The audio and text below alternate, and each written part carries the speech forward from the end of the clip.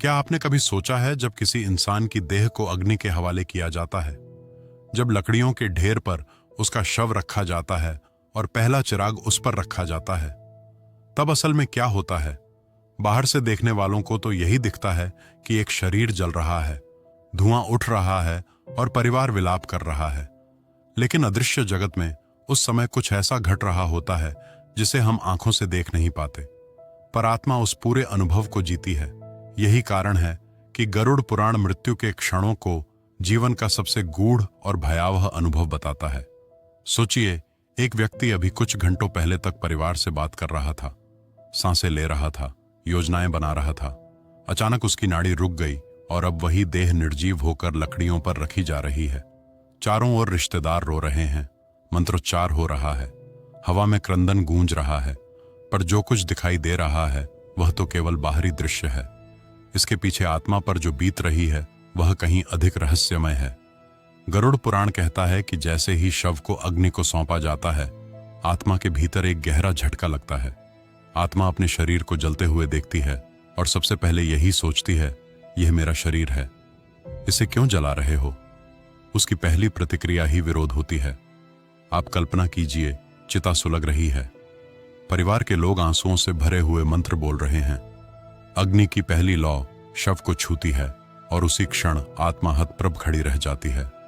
वह अपने शरीर के ऊपर मंडरा रही होती है। उसके लिए यह स्वीकार करना आसान नहीं होता कि अब यह शरीर उसका नहीं रहा। गरुड़ पुराण प्रेतकल्प में यह विस्तार से लिखा है कि आत्मा मृत्यु के तुरंत बाद कुछ समय तक उसी देह के पास रहती है। वह देखती है कि लोग उसकी देह को नहलाते हैं, कपड़े पहनाते हैं, फूल चढ़ाते हैं, और जब अंतिम विदाई का क्षण आता है तब उसे सबसे बड़ा आघात लगता है, क्योंकि वही लोग जिनसे उसे सबसे गहरा मोह था अब स्वयं उसकी देह को अग्नि को सौंप रहे हैं। आत्मा बार बार अपने शरीर की ओर लौटने की कोशिश करती है। वह अपने हाथ फैलाती है, मानो कह रही हो, रुको, यह मेरा शरीर है, इसे मत जलाओ। लेकिन उसका हाथ किसी को छू भी नहीं पाता। वह पुकारती है, उसकी आवाज हवाओं में गूंजती है, पर कोई भी उसे सुन नहीं पाता। परिवार को बस इतना दिखता है कि लकड़ियां जल रही हैं और देह धीरे धीरे अग्नि में समर्पित हो रही है। यमदूत उसी समय पास खड़े रहते हैं। गरुड़ पुराण उनका वर्णन करते हुए कहता है कि मृत्यु के क्षण में आत्मा अकेली नहीं होती। यमदूत उसकी यात्रा का मार्गदर्शन करने वहीं मौजूद रहते हैं। उनका स्वरूप कैसा होता है यह आत्मा के कर्मों पर निर्भर करता है। जिसने धर्ममय जीवन जिया हो उसे यमदूत शांत, गंभीर और साधु समान प्रतीत होते हैं। लेकिन जिसने पाप और अन्याय से जीवन बिताया हो उसके सामने वही यमदूत भयावह और दंडाधिकारी की तरह खड़े हो जाते हैं। अब जरा उस दृश्य को अपने मन में उतारिए। चिता धक रही है, धुआं आकाश में उठ रहा है, चारों ओर रोने की आवाजें हैं और बीच में आत्मा खड़ी है, अदृश्य, निराश और भयभीत। वह अपने प्रियजनों की चीख पुकार सुन रही है, लेकिन उनके आंसुओं को पहुंच नहीं सकती। वह अपने ही शरीर को राख होते देख रही है, लेकिन उसे बचा नहीं सकती। यही वह क्षण है जिसे गरुड़ पुराण आत्मा के लिए सबसे कठिन परीक्षा कहता है। आत्मा के भीतर एक और द्वंद्व चलता है। उसे लगता है कि अगर वह जोर से पुकारे तो शायद परिवारजन उसे देख लें, लेकिन जब बार बार ऐसा नहीं होता तो उसकी पीड़ा और भी बढ़ जाती है। उसे लगता है कि दुनिया ने उसे अनदेखा कर दिया है। यही कारण है कि मृत्यु के बाद आत्मा सबसे पहले भ्रम की स्थिति में रहती है। उसे लगता है कि वह अभी भी जीवित है, बस लोग उसे क्यों नहीं देख रहे। यह उसकी समझ से बाहर होता है। आग की लपटें जब धीरे धीरे छाती और सिर तक पहुंचती हैं तो आत्मा को सबसे बड़ा झटका लगता है। उसे लगता है कि वह स्वयं जल रही है।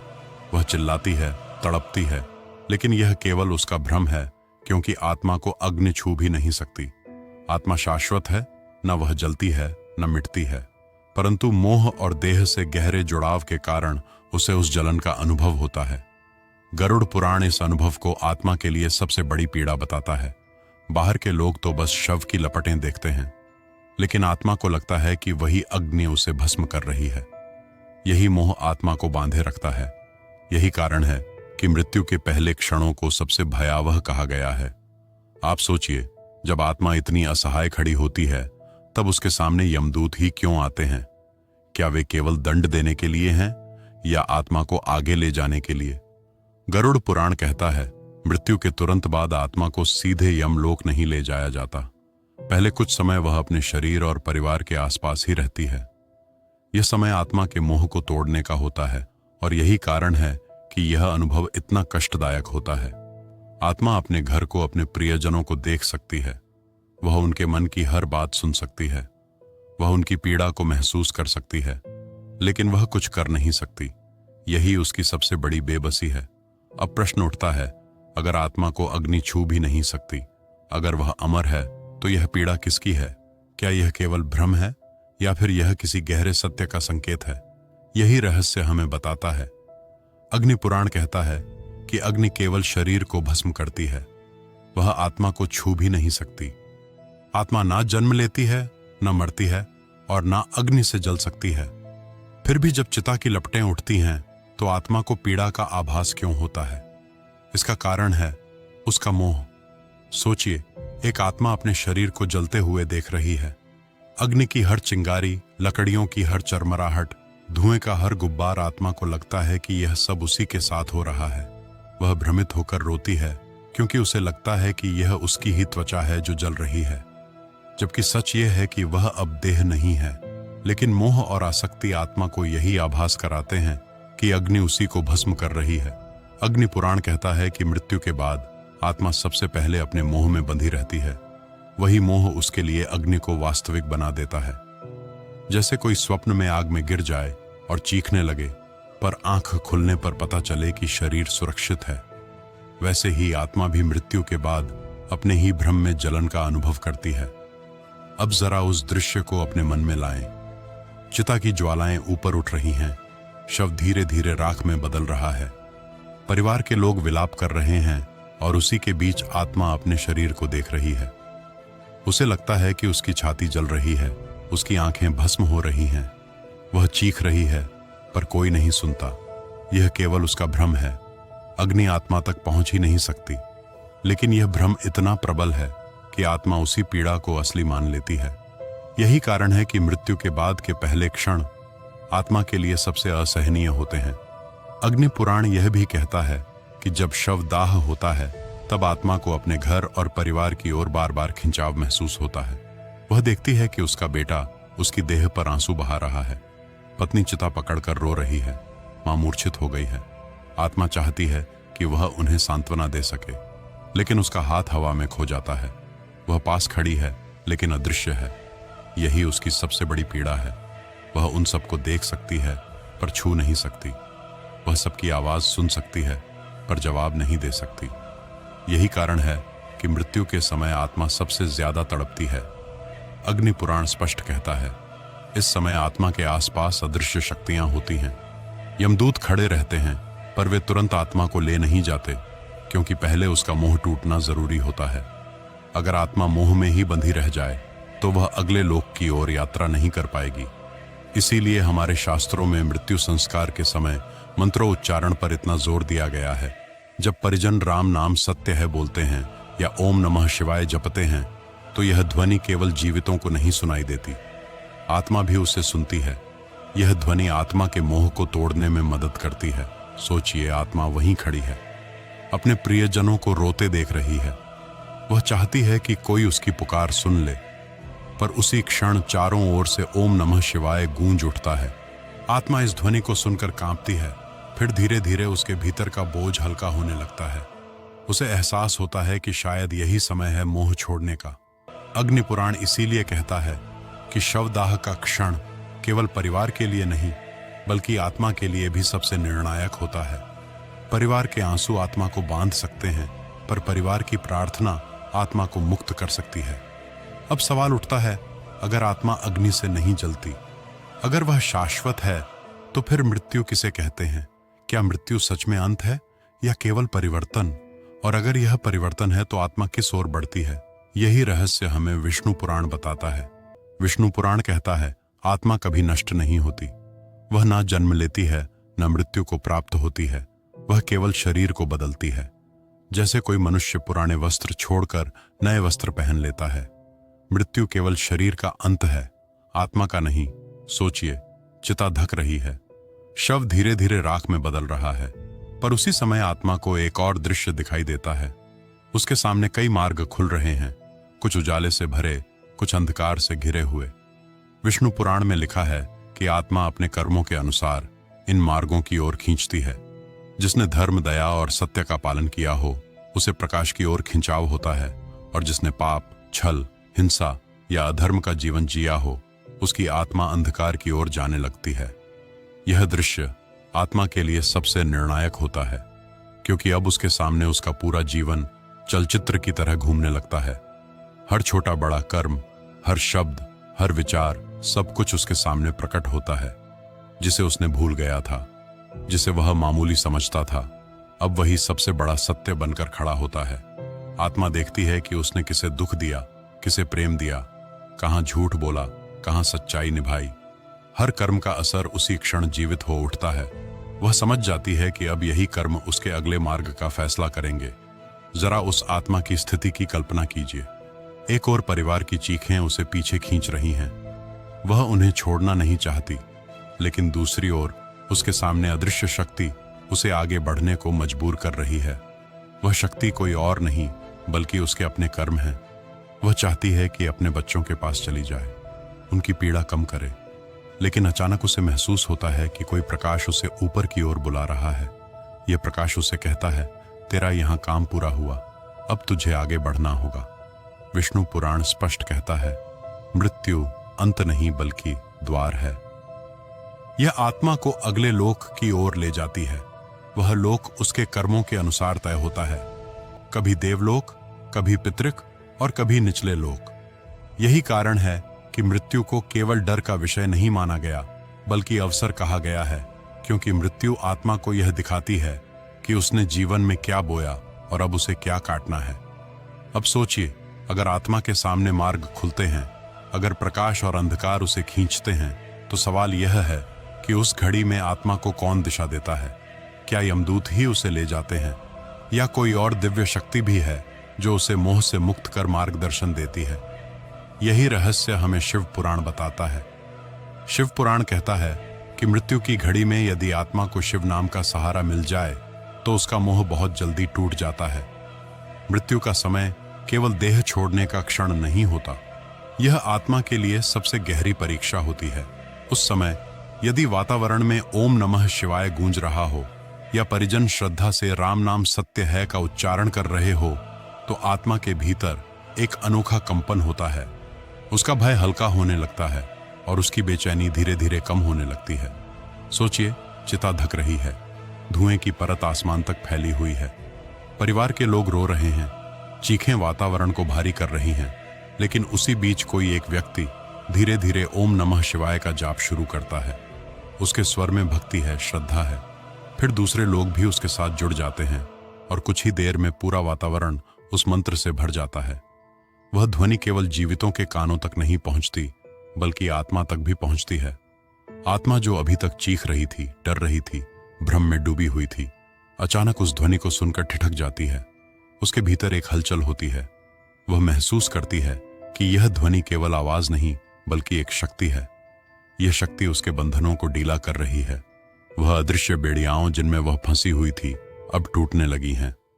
शिव पुराण में कहा गया है कि मृत्यु की घड़ी में शिव स्वयं ही मृत्यु नियंता और मुक्तिदाता बन जाते हैं। उनके नाम का स्मरण ही आत्मा के लिए दीपक का काम करता है। जब आत्मा सबसे घने अंधकार में होती है तब शिव नाम ही उसके लिए प्रकाश का मार्ग बनता है। अब आप सोचिए, आत्मा अपने शरीर को जलते देख रही है। वह चाहती है कि लौट जाए, अपने परिवार को गले लगा ले, लेकिन जब ओम नमः शिवाय की ध्वनि उसके चारों ओर फैलती है तो उसके भीतर एक शांति उतरने लगती है। उसे लगता है कि यह संसार अब उसका नहीं रहा, उसका मोह ढीला पड़ रहा है, उसकी बेचैनी कम हो रही है और अचानक उसे महसूस होता है कि कहीं दूर एक शक्ति है जो उसे अपने पास बुला रही है।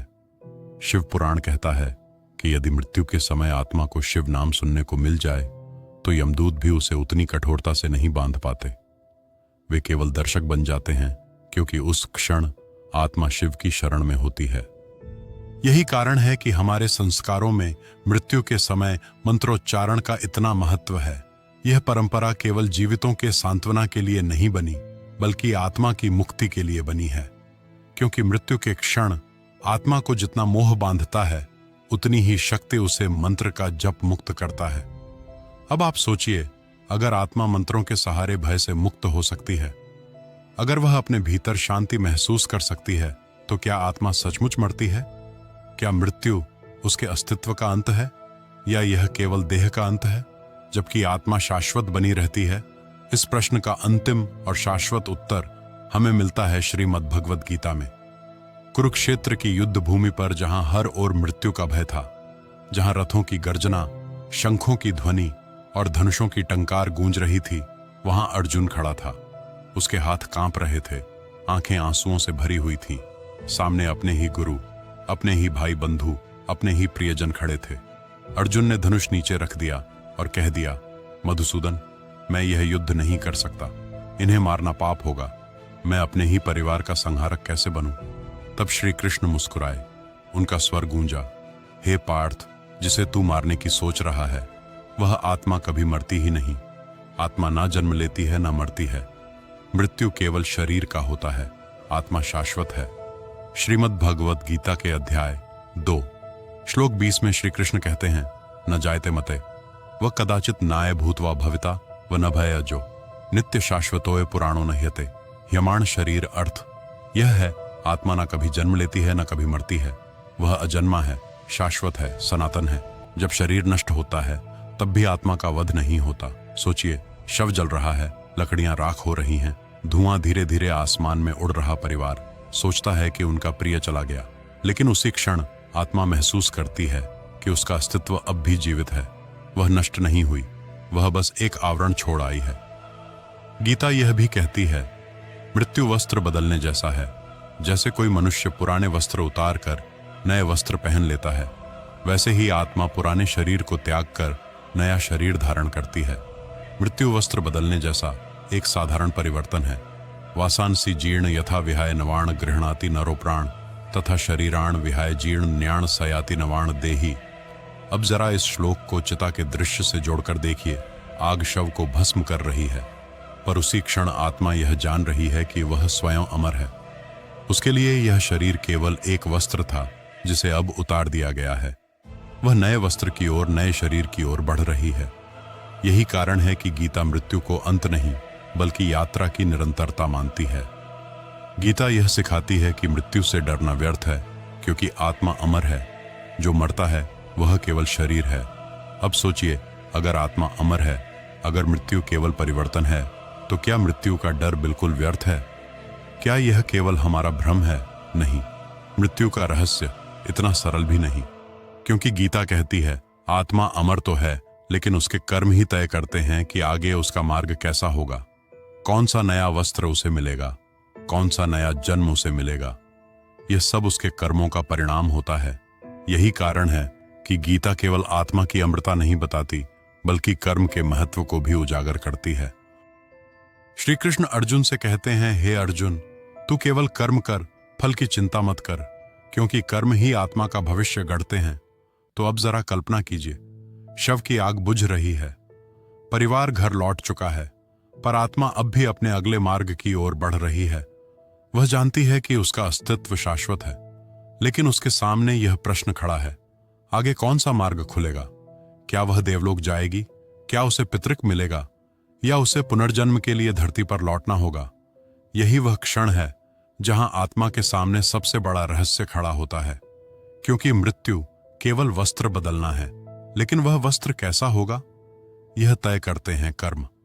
तो अब सवाल यह है, जब आत्मा यह सब समझ लेती है, जब वह जान जाती है कि मृत्यु केवल शरीर का अंत है, तब उसकी अंतिम यात्रा का निष्कर्ष क्या होता है? यही उत्तर हमें मिलता है जब हम गरुड़ पुराण, अग्नि पुराण, विष्णु पुराण, शिव पुराण और गीता को एक साथ जोड़कर देखते हैं। गरुड़ पुराण ने हमें मृत्यु के तुरंत बाद आत्मा की सबसे पहली तड़प दिखाई। वह अपने ही शरीर से मोह करती है, पुकारती है, वापस लौटना चाहती है, लेकिन कोई नहीं सुनता। अग्नि पुराण ने बताया कि यह पीड़ा असल में आत्मा की नहीं, बल्कि उसके मोह और भ्रम की है। अग्नि आत्मा को छू भी नहीं सकती, पर मोह उसे जलन का अनुभव कराता है। विष्णु पुराण ने यह स्पष्ट किया कि मृत्यु केवल एक आवरण का अंत है। आत्मा अमर है, और उसके कर्म ही तय करते हैं कि अब वह किस दिशा में जाएगी। शिव पुराण ने आत्मा के लिए मंत्र और स्मरण का महत्व बताया कि मृत्यु के क्षण में अगर शिव नाम गूंज जाए तो आत्मा का भय मिटने लगता है और वह मुक्ति की ओर बढ़ती है। और गीता ने अंतिम सत्य प्रकट किया, आत्मा ना जन्म लेती है ना मरती है। मृत्यु केवल वस्त्र बदलने जैसा है, जबकि आत्मा शाश्वत और सनातन है। सोचिए, इन सब ग्रंथों की बातें मिलकर कैसी तस्वीर बनाती हैं। एक शव चिता पर रखा है, परिवार रो रहा है, लकड़ियां जल रही हैं, धुआं आसमान की ओर उठ रहा है, लेकिन इसी दृश्य के भीतर एक अदृश्य यात्रा चल रही है। आत्मा खड़ी है, अदृश्य, निराश और भयभीत। पहले वह अपने शरीर से चिपकती है, उसे लगता है कि अग्नि उसे जला रही है। फिर धीरे धीरे उसे एहसास होता है कि अग्नि उसे छू नहीं सकती। उसके सामने मार्ग खुलने लगते हैं, उजाले के और अंधकार के। वह अपने पूरे जीवन को चलचित्र की तरह देखती है। हर पाप, हर पुण्य, हर वचन उसके सामने खड़ा होता है और उसी क्षण तय होता है कि आगे उसकी गति किस दिशा में होगी। अगर वातावरण में मंत्र गूंज रहे हो, अगर परिवार श्रद्धा से ओम नमः शिवाय या राम नाम सत्य है बोल रहा हो, तो आत्मा का भय कम होने लगता है। उसे लगता है कि वह अकेली नहीं है, कोई शक्ति है जो उसका हाथ थाम रही है। और जब आत्मा गीता का सत्य महसूस करती है, तब उसे समझ में आता है, मैं यह शरीर नहीं हूं, मैं शाश्वत हूं। मृत्यु मेरा अंत नहीं, बल्कि नई शुरुआत है। पांचों ग्रंथ मिलकर हमें यही सिखाते हैं, मृत्यु से डरना व्यर्थ है। डरना चाहिए तो केवल बुरे कर्मों से, क्योंकि मृत्यु स्वयं में अंत नहीं बल्कि न्याय है। यह आत्मा को उसके कर्मों का दर्पण दिखाती है। यह तय करती है कि वह देवलोक जाएगी, पितृक में विश्राम करेगी या पुनर्जन्म में लौटेगी। और कभी कभी यदि आत्मा पूर्ण रूप से शुद्ध हो चुकी हो तो वह इस चक्र से मुक्त होकर मोक्ष की ओर भी बढ़ सकती है। सोचिए, जब हम में से हर किसी को एक दिन इसी यात्रा से गुजरना ही है, तो क्या हमें मृत्यु से घबराना चाहिए या उसे समझना चाहिए? शास्त्र यही कहते हैं, मृत्यु कोई अंधेरा नहीं बल्कि प्रकाश का द्वार है। लेकिन उस प्रकाश तक पहुंचने के लिए जीवन में मोह छोड़ना होगा, सत्य का पालन करना होगा और ईश्वर का स्मरण करना होगा। गरुड़ पुराण आत्मा को उसकी तड़प दिखाता है, अग्नि पुराण उसका भ्रम तोड़ता है, विष्णु पुराण उसकी अमृता प्रकट करता है, शिव पुराण उसे मुक्तिदाता की ओर ले जाता है और गीता उसे अंतिम सत्य का बोध कराती है। यही है मृत्यु का रहस्य।